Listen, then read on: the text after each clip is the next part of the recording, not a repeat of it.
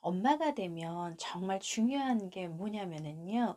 우리 아가는 이 세상에 태어나서 오로지 엄마가 온 세상이라는 거예요. 엄마를 바라보면서 나라고 하는 내 자신에 대한 인식을 해나가기 시작을 하는 거죠. 그렇기 때문에 엄마가 어떠한 눈빛으로 나를 바라봐 주는가. 아가는 굉장히 민감하게 느낄 수밖에 없어요. 그리고 캐치할 수밖에 없어요. 엄마는 그냥 슬쩍 이렇게 어, 스치고 지나간 그 눈빛 속에서도 아가는 엄마가 왜 뭔가 스트레스 받고 있나? 엄마가 좀 화가 났나? 그럼 나를 좀 싫어하는가? 뭐 이런 식으로 아가들은 민감하게 생각을 한다는 거죠. 그래서 그 눈빛 하나도 아가는 담아낸다라는 거예요. 그리고 엄마의 그 말투, 말 표현에서 아가는 그것을 언어적인 자신의 것으로 표현해 나가기 시작을 한다는 거예요. 그래서 아이의 언어 발달은 엄마와의 그 대화 속에서 한 7, 80% 정도는 배워나간다. 굉장히 중요한 부분이라는 거죠. 근데 이제 말뿐만 중요한 것이 아니라 말은 사랑스럽게 이야기를 하는데 표정이 어두우면 안 되니까 아가를 바라보는 그 표정도 정말 아가는 민감하게 느낀다는 거죠. 그래서 우리가 이것을 가식적으로 나는 지금 안 좋은데 부정성이 강한데 아가에게 잘 보이기 위해서 그것을 거짓으로 아가에게 표현한다면 그것조차도 아가는 느끼게 된다는 거예요. 그래서 아가는 엄마가 가식적으로 표현해내는 것도 느껴지기 때문에 이게 뭐지? 방황해요. 이게 명확하지 않으면 아가는 이게 뭐지? 엄마가 나를 사랑하는가? 아니야, 엄마가 날 좀 힘들어하는가?' 이런 속에서 불편해한다는 거죠. 그것도 우리는 사실은 우리도 자녀로서 자라오면서 그런 것을 사실은 다 느끼면서 나라고 하는 존재를 엄마라고 하는 거울을 통해서 자아 존중감, 자기 자신에 대한 인식, 자신감 이런 것들을 행복에 대한 어떤 심리 지수라든지 이런 것들로 우리는 자라왔고 또 내가 이제는 엄마가 돼서 나의 아이에게 터치할 수밖에 없다라고 하는 부분들인 거예요. 그러면 우리는 여기에서 핵심 포인트는 얼마나 긍정적으로 아가에게 제대로 표현이 될 수 있을까에 대한 부분을 이야기하는 것인데요. 이거는 쉽지가 않습니다. 말씀드린 것처럼 내가 억지로 행복하지 않은데 내가 힘든데 억지로 아가에게 행복한 척을 한다라고 해도 아이는 느낀다는 거죠. 이게 뭐지? 마음이 편하지가 않은 거예요. 그래서 엄마의 솔직한 표현이 참 중요한데 그 솔직한 표현을 어떻게 할 것인가? 안 돼! 뭐 이렇게 표현할 것인가?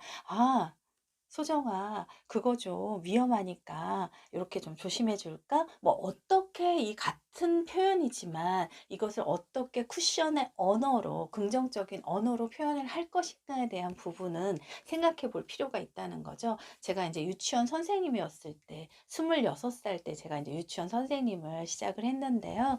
그때 제가 하루에 되게 많이 하는 말이 "얘들아 빨리 해야지. 지금 시간 없어. 늦었어. 빨리 해." 뭐 이런 식으로 재촉하는 선생님이더라고요. 제가 이렇게 봤더니 아이들에게 끊임없이 "빨리 해. 시간 없어. 왜 이렇게 빨리 못하니?" 이런 식으로 재촉하는 저를 보면서 '와 이거는 아니다. 아이들이 뭐 빨리 하는 것도 중요하지만 좀 기다려' 아이들 입장이 아니라 에서 생각을 해 보면 조금 기다려 주고 좀 지켜봐 주고 바라봐 주는 것이 중요한 부분이 아닐까라는 생각을 하게 된 거예요, 어느 순간. 그래서 제가 그러면 내가 어떻게 아이들이 좀 빨리빨리 했으면 좋겠는데 이 시간은 정해져 있으니깐요. '그럼 내가 이걸 어떻게 해야 되지?'라는 생각을 하다가 26 이면 제가 지금 몇십 년 전 얘기잖아요.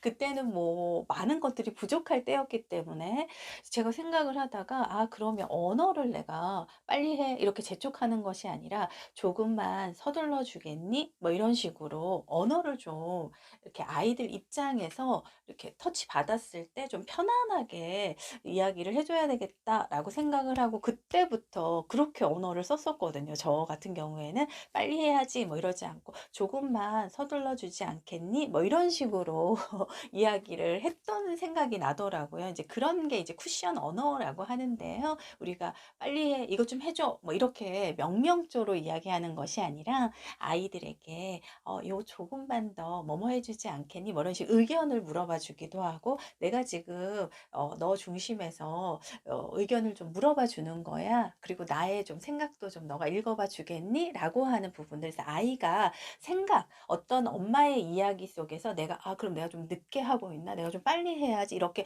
주도적으로 아이들 스스로가 엄마의 이야기 속에서 생각해낼 수 있도록, 그래서 자기가 주도적으로 뭔가를 결정하고 행동에 나갈 수 있도록 하는 엄마의 언어는 너무너무 중요한 것입니다. 우리도 누군가가 내가 뭘 하려고 했는데 지시하고 명령하면 기분 딱 나쁘거든요. 그쵸? 내가 뭘 하려고 했는데 "이거 해야지. 왜 안 해?" 이러면 기분 나쁘다는 거예요. 아 내가 스스로 하려고 했는데 근데 그렇지 않다라는 생각이 들면 기분 나쁘거든요. 하기 싫거든요. 의욕이 딱 저하가 되거든요. 그것처럼 아이들에게 있어서 제가 어머님들에게 항상 드리는 그 부분들, 자율성과 주도성, 독립성, 이 세 가지는 너무너무 중요하다. 인간의 본성에 있어서 이것을 존중해 주느냐 그렇지 않으냐에 대한 부분들을 우리가 어떤 언어적인 어떤 표현을 할 때, 아기들과의 그 상호작용을 할 때도 그 부분을 항상 유념해 두고 내가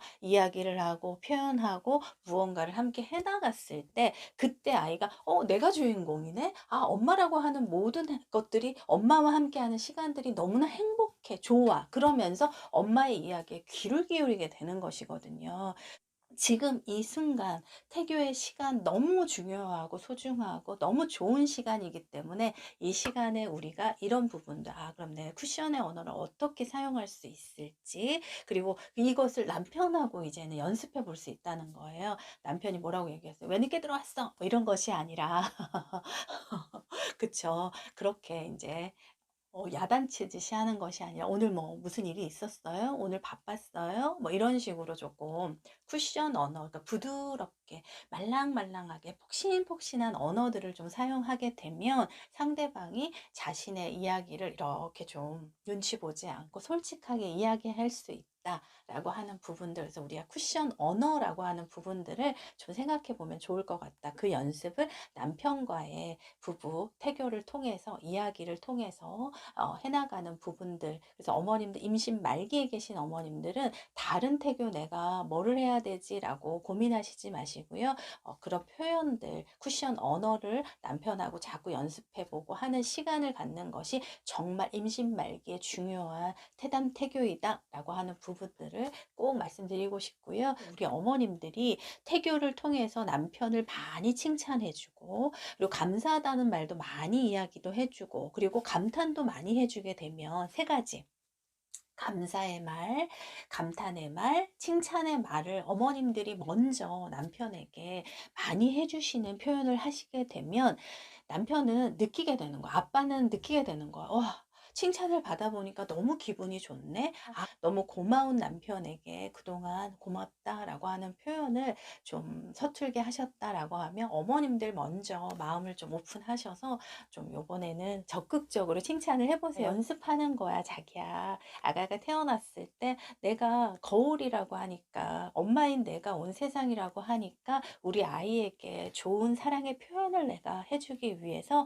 지금 우리가 연습하는 거야. 칭찬의 한마디, 감사의 한마디, 감탄의 한마디를 우리 매일매일 서로서로 해 보는 그런 역할놀이 그런 사랑의 표현을 우리가 이제 실생활에서 해볼 수 있도록 하면 어떨까?'라는 이야기를 어머님들께 드리고 싶었습니다.